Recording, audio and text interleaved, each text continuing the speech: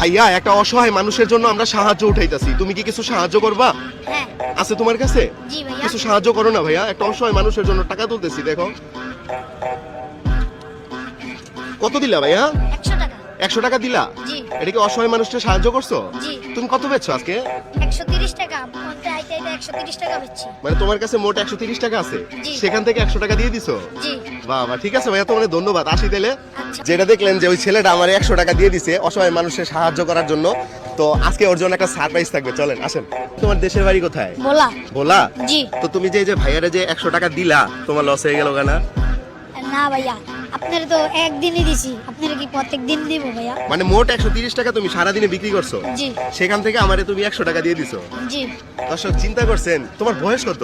আমার বয়স হ্যাঁ। 12। 12 বছর। জি। আপনারা চিন্তা করেন একটা 12 বছরের ছেলে, ওর মধ্যে কি পরিমাপ মানবতা। সহায় মানুষের জন্য টাকা উঠাইতাছি না, বুঝছো? আমি মূলত তোমার একটু পরীক্ষা করলাম এবং তুমি আমার আজকের এই পরীক্ষায় পাশ করছো। এখন ভাইয়া যদি তোমার একটা সারপ্রাইজ দিই, নেওয়া যাবে? আচ্ছা তোমার আজকে আমরা যেই সারপ্রাইজটা দিব সেটা হচ্ছে, তুমি আমারে যেই কয় টাকা দিছো তার 10 গুণ টাকা উপহার পাবা তুমি। 10টা 100 টাকায় কত হয়?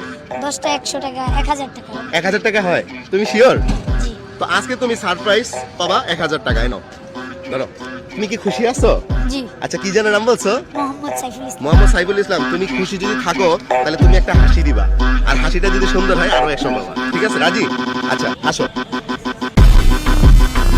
তো দর্শক, সাইফুলের হাসিটা কেমন হয়েছে কমেন্টে জানাতে ভুলবেন না কিন্তু।